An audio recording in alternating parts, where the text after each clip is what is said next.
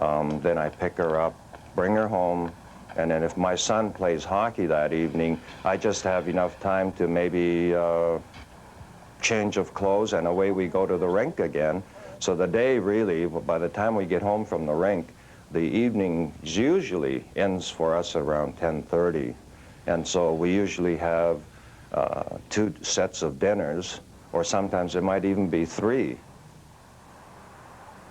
And even at work, Ken's dedication to gymnastics and his daughter continues. A graphic artist, Ken designed the Elite Canada logo you see during competition. They say that if your daughter's involved or your son is involved in any sport, get involved with it.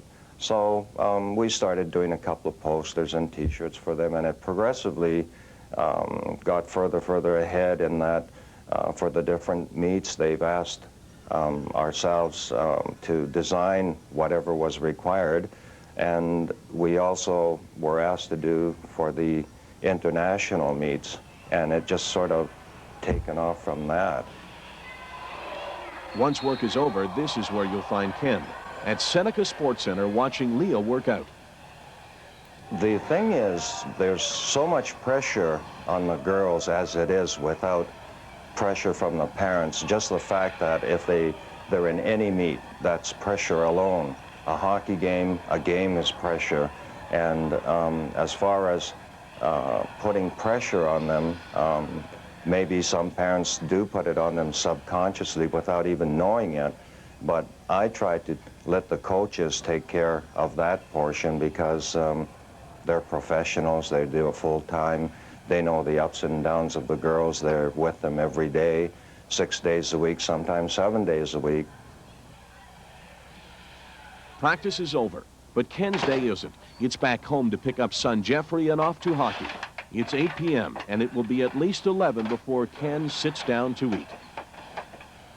I'm so used to get up and go, and that all of a sudden you have a free day. Oftentimes I think, my God, you know, I've got nothing to do. What am I going to do tonight? Or there were instances where, like Leah didn't have gym, for example, but I just went to the gym by mistake, thinking that I have to pick her up at 6:30, and not knowing that some of the parents from the other sectors of the gymnastics, they would say, "What are you doing here tonight?" And I'd say, "I'm here to pick up Leah." And I think, gee, what a silly question. We're here to pick up Leah. And they say, "Gosh, you know, don't you know it's their night off?" And I've often done that too. As Ken Homa looks on, TSN's coverage of Elite Canada 90 continues from Seneca College in Toronto.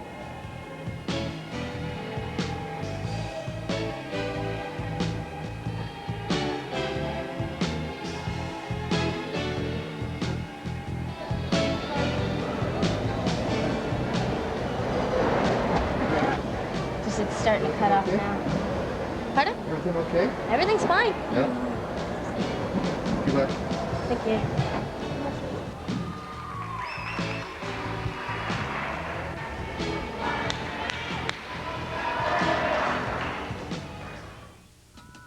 Sharp.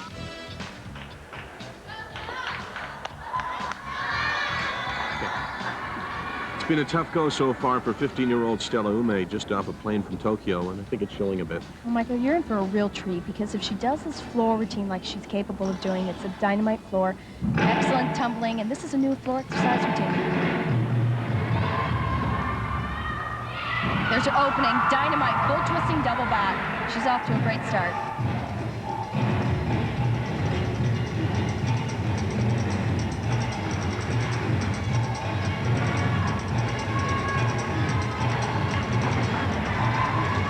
Take a look at this second tumbling one. Run it back handspring, whip to an immediate double tuck.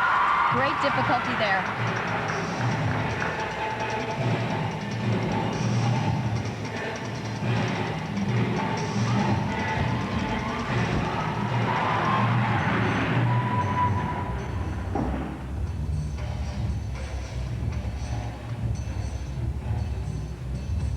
I think she's feeling a lot better about things now.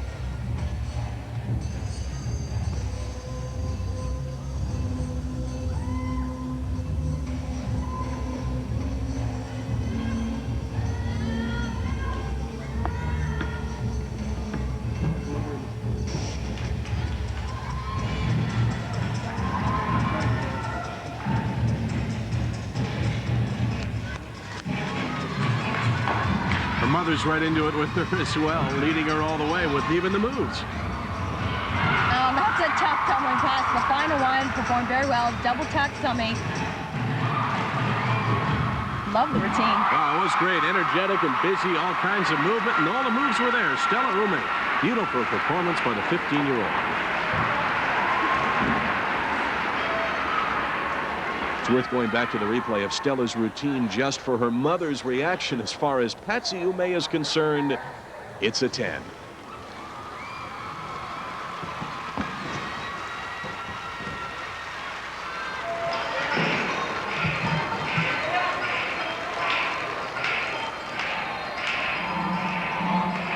This is Leah Homa, 16 years old, and her floor exercise is one of her specialties. Oh, great opening. It was a double layout, and she just bent her legs just a little bit. Tough move. Now, she has a move named after her on the floor, doesn't she? I'll make sure I'll point that out. This is a new floor routine for Leah.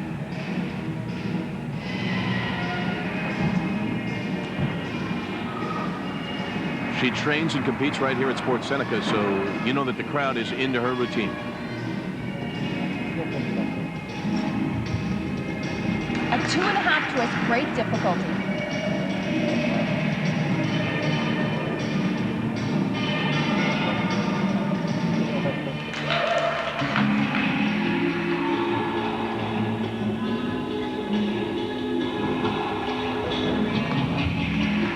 Here's a move that's been named after her. It's called the Homa Scissors. And again, that looked like it came from the pommel horse as well. It's the same move, and actually the men do perform it on the floor exercise as well.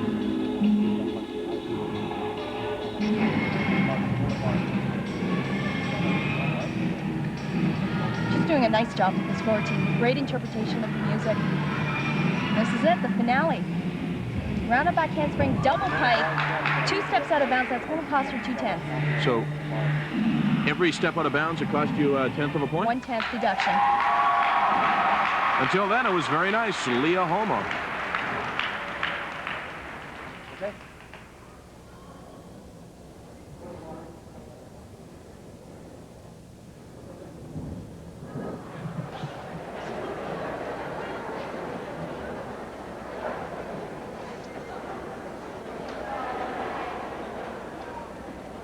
Look at the concentration on her face. She is intense. Natasha Hallett, 16 years old, from St. John, New Brunswick. You're going to see a dynamic floor exercise by Natasha. She's very powerful, and she's going to take advantage of that in her tumbling.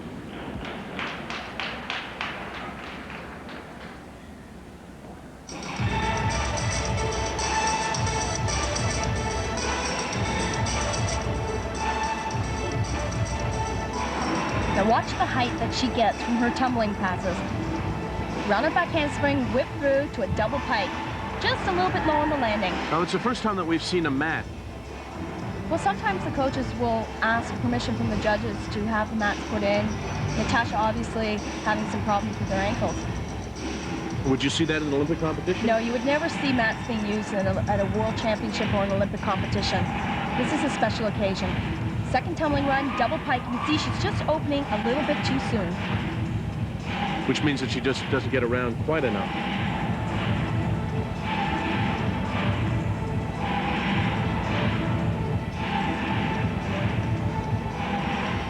That was nice.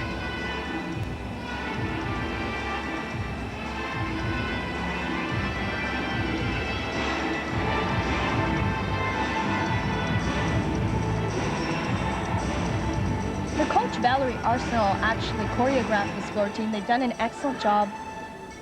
Very popular, dynamic music, something the audience can really get into. And here's her final tumbling run, double tuck salto. That was very nice. Aside from the tumbling, which is usually the focus, I really like the connecting moves for Natasha Hallett.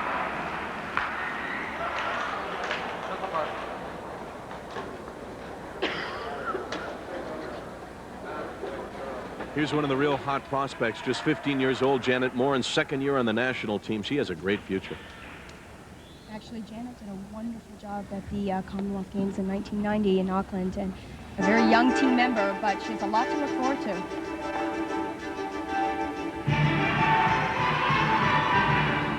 Opening tumbling run, full twisting double back, very well done. And the crowd's behind her. She's from Fredericton, but she trains right here at Sports Seneca.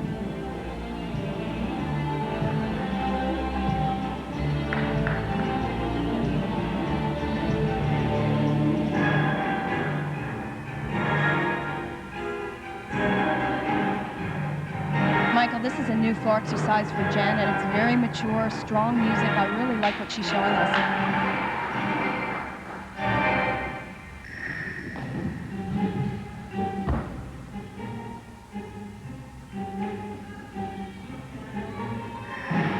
Of course, this exercise is made up of 3 tumbling passes. This is Janet's second, a combination 1.5 twist through to a 1.5 twist punch front.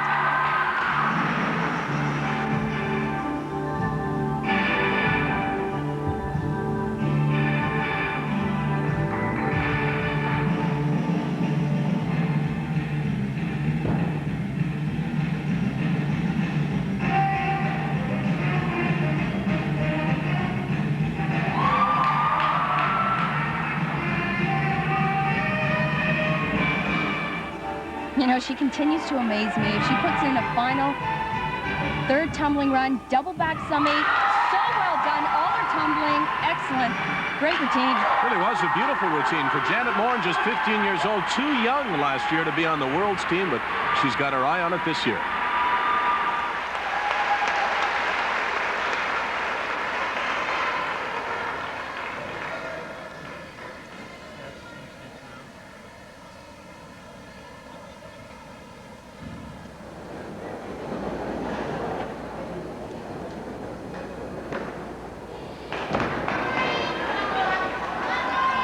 This is it, the final competitor of the day, Lori Strong, in contention clearly, and she'll need to do well on the floor. Is this one of her specialties?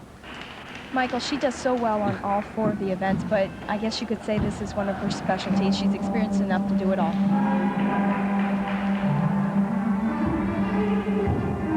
Her opening tumbling run at layout double pike.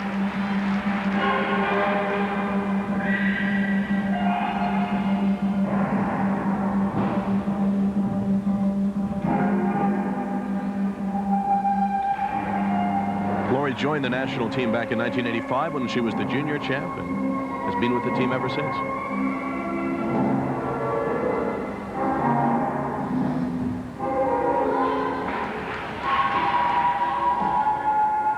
This type of music really suits Lori's personality. Very serious. Nice tumbling run and 2.5 twist to a punch Shushanova.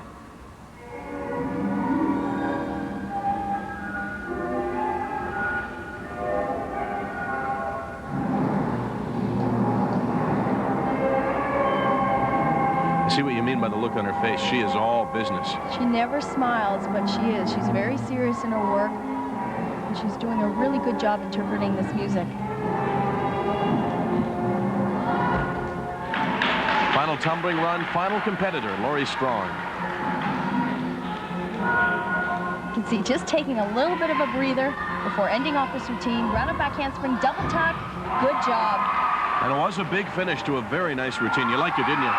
It was a good routine, very strong. I mean, Lori has proven that the experience can take her all the way. We'll find out how good it was, and we'll find out whether it was good enough to give her the title when we return to Elite Canada 90 as Lori Strong is the final competitor of the day. Stay with us for the final results.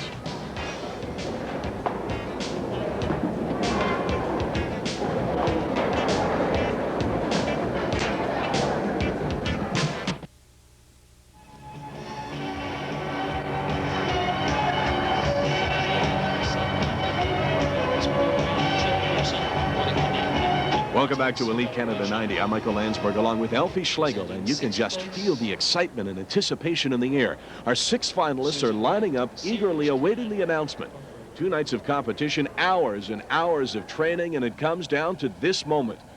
Let's go down to the floor for the official announcement. We have a tie for first place from the Winstonettes with a score of 75.70, Lori Strong.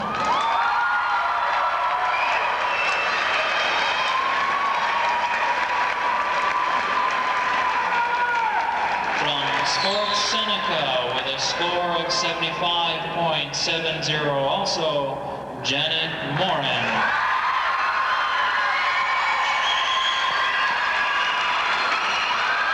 Janet Morin's mother, all the way from Fredericton, did not forget her camera. And watch the reaction of Lori Strong's parents when the announcement was made. And there are your two winners, Lori Strong from the Winstonettes and Janet Morin from Home Club Seneca. The rest of the top six line up like this. Sending the second and the first place is Dan Walker, parliamentary assistant to Minister of Recreation.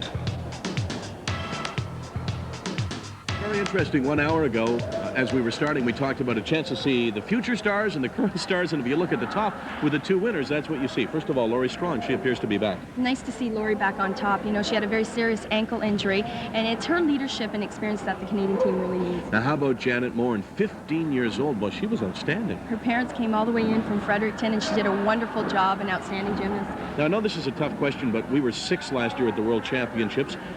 Given the way things are evolving around the world, is there any chance from what you saw here today that we might improve on that? Well, there's a lot of talent out there, no question about it. I'm very optimistic with our chances, and with the present political situation over in Eastern Europe, I think that we have a very good chance of overtaking some of those countries. Thank you. I had a lot of fun working with you. Thanks, Michael. Alfie Schlegel, and I'm Michael Landsberg, and we thank you for joining us. This has been Elite Canada 90 from Seneca College in Toronto. So long. Elite Canada 90 has been brought to you by the Cooperators. Look to the Cooperators for all your insurance needs.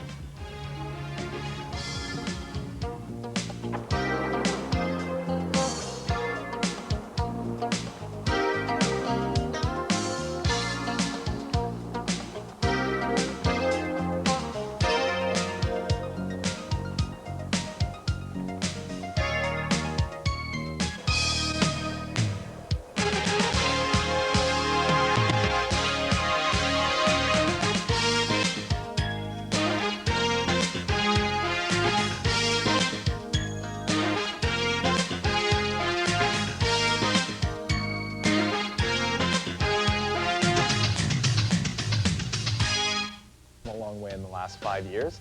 Our next featured profile is on Stella Umeh, a young gymnast who's proving that she has what it takes to be a winner in the international sports scene. Alfie Schlegel tells us more. Stella Umeh is one of Canada's top female gymnasts, and she's only 15 years old. She was part of the Commonwealth Games team, where she helped Canada to a gold medal performance. And at the Stars of the World competition in the Soviet Union, she placed 5th overall in a field of 24 countries. She also brought home a silver medal on the vault, with one of the most difficult vaults being performed in the world today, the Yurchenko. Former Soviet star Natalia Yurchenko originated this move in 1985 when she won both the World and European Championships on this event. Her coach was very unusual. He was trying to prepare such an element which will make the gymnast very surprising for the audience, and that the audience would remember a name and it will go in the gymnastic history. I felt my vault was much better than I've ever done it before, actually. It was way better than I did in Commonwealth, because I nailed this one and I didn't nail in Commonwealth. I felt good about it. The Canadian attitude, I feel, is much more flexible, and that Soviet attitude's a lot harder. They think towards more training, and we think gymnastics is just a part of our lives. We can work it in. Initially, I had some concerns because I had felt that it was affecting her family life. And also, I was worried that she might get injured because of the type of the equipment they use in gymnastics.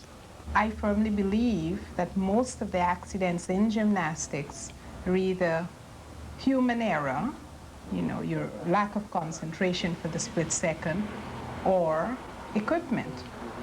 I believe if the child or the athlete is all geared and all ready to go and focused in, they would be safe. You know, I strongly believe that. So when I go to meets, I don't look at it from a tense point of view or a nervous point of view that she'll get hurt.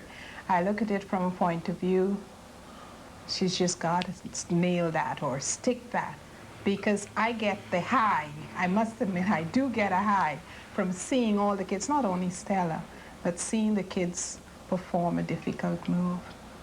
It's quite exciting. I find it quite exciting. She's also one of the only females who performs a very difficult tumbling line on the balance beam. Can you tell me about that move?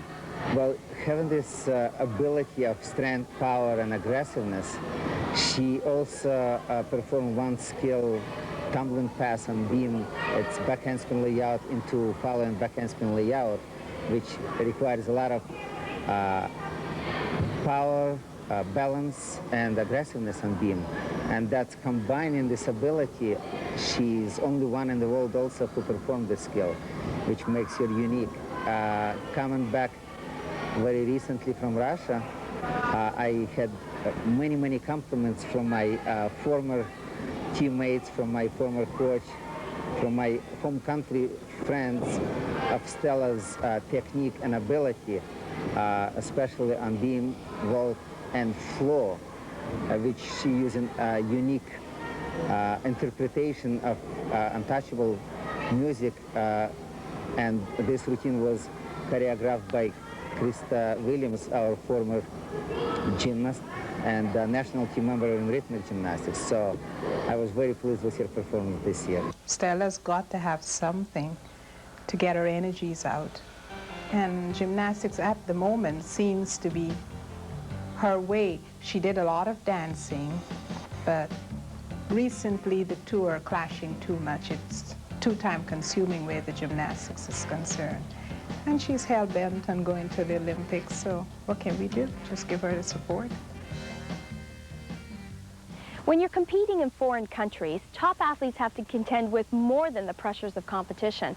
They have to deal with jet lag, training on different equipment, and yet still trying to perform at their very best. In Russia I went, and they really work hard, really hard. She racked up numerous medals for Canada in the Commonwealth Games. She met with Elfie to discuss her Olympic ambitions and the pressures of her sport. Mary Fuzesi has jumped into the limelight as Canada's premier rhythmic gymnast.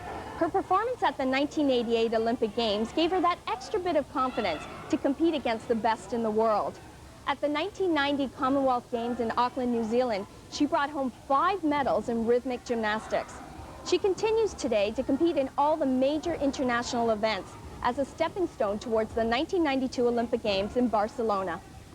I just remember the feeling, the atmosphere there. It was just so incredibly, exciting, and everyone was just so peaceful with each other. We all had respect for one another, and we knew, how tough it is for each person just working really hard to meet their goals.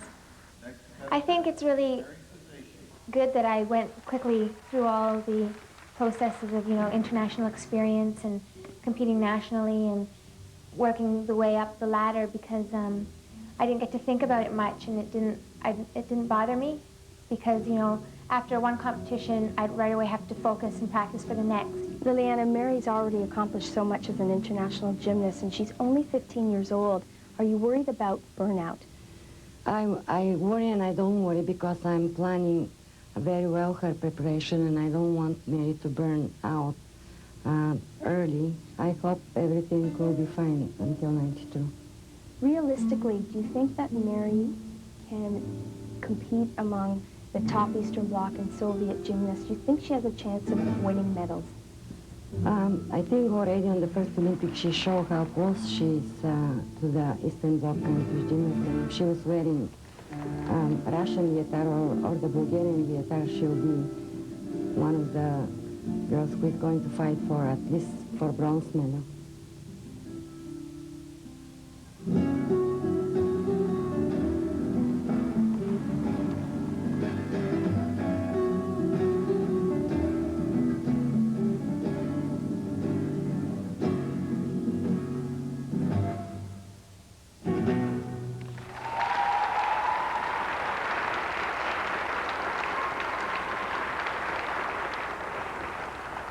She's helped me so much. I owe everything to her that I've accomplished. Everything that I've done is part of her too. And I guess after the Olympics, we both kind of realized, together we can really make something, make kind of history. But she's really special to me, and I wouldn't be able to do it without her. For the next Olympics, she will be very mature, and in her prime, so I expect she's going to do very well. Did you ever think in the back of your mind that she'd reach this level of gymnastics? No, we didn't. It started out as a hobby, a little girl who is constantly moving around, gets into this big gym, and the coach says, we want her in a special program. Mary Fuzesi has already accomplished so much in her short international career, but more importantly, she's propelled Canada into the spotlight as a real force in rhythmic gymnastics. What kind of support do you offer her? Does she ever come home and say, gee, I've just had a rough day at the gym? And how do you console her? It's very hard to say because, honestly, she doesn't really need much support. She's on her own, and she can handle it. We assume the parent's role. There's Liliana, her coach, and that's where it stops. If she needs to talk to someone, we're always there for her. And if occasions occur, we're very supportive of her. And it has been working so far very well. We're a good team, I would say. Very good team, including the coach. What you doing? Apple walnut cheesecake. Oh, nice. Let's take a hand? Yeah, I think we might need a mixer or something. Oh, okay. How was your day today? Oh, it was okay. Gym? Long day? The Olympics are far away, but it's something that I look at. It's something that I consider. I'd like to be there. I know how difficult it can be and how frustrating it is when things just don't work out. But I find that that's the most important thing that a lot of the younger girls have to learn is that, you know, it is difficult, but one day it's going to come together. You know, it might not be this competition, but it'll be the next one, and there's going to be one moment when you know, it's your time. Athletes who compete internationally really do have to juggle a lot of responsibilities.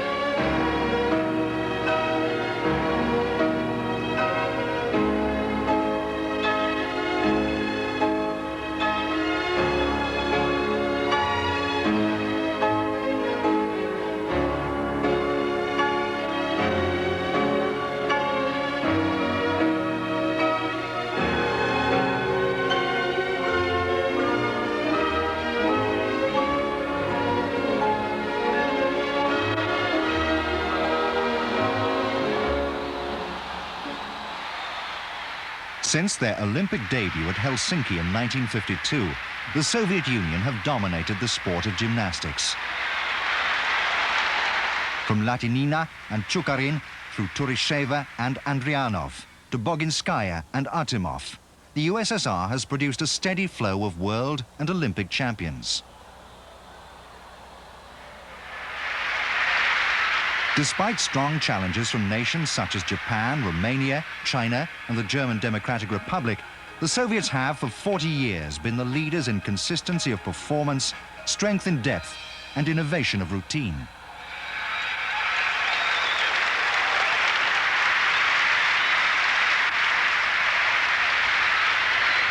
Since the 1917 revolution, sport, and gymnastics in particular, has played an important part in Soviet life. Gymnastics was originally envisaged as the perfect way to keep the workforce fit and healthy.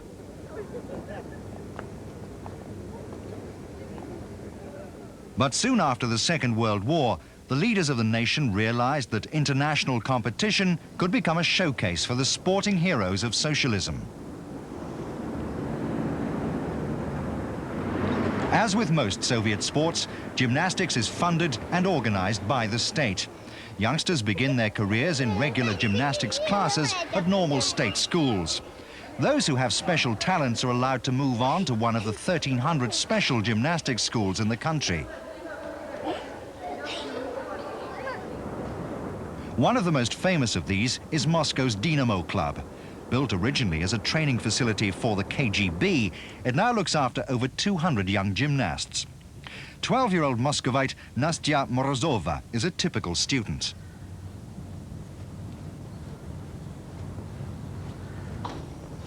She trains 6 days a week, normally for 5 hours. Each morning begins with a 2-hour session at the club. The youngsters are recognized as the Soviet Union's gymnastics future and are being given the best coaching and finest facilities available.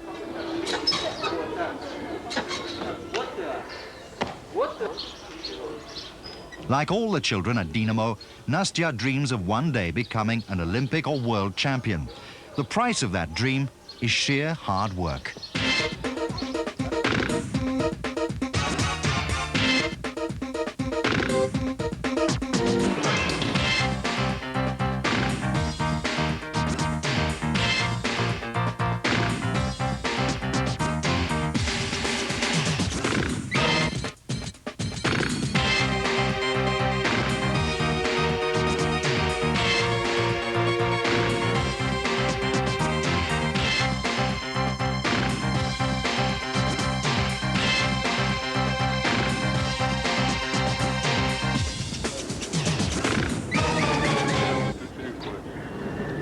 One criticism often leveled at the Soviet system is that if the children fail to make the top grade in their sport, they're left without a trade or profession to fall back on.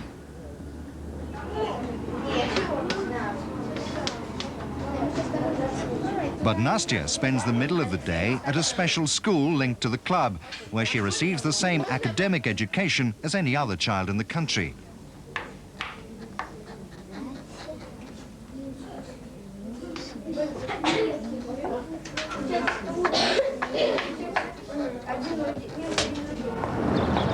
When classes finish for the day, there is time for a couple of hours relaxation and occasionally a little reward for all the day's hard work.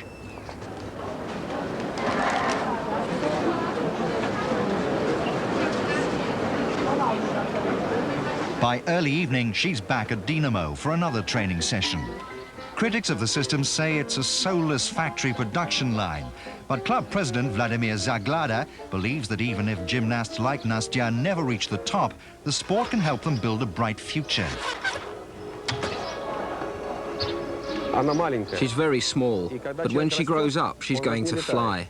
She's a bit scared that if she stops growing, she won't make the grade. But when I ask her, she says she's going to fly high, not just in gymnastics, but in life. With the weight of the system behind them and the lure of their dreams in front, Nastya and her friends can look forward with confidence to another 40 years of Soviet supremacy.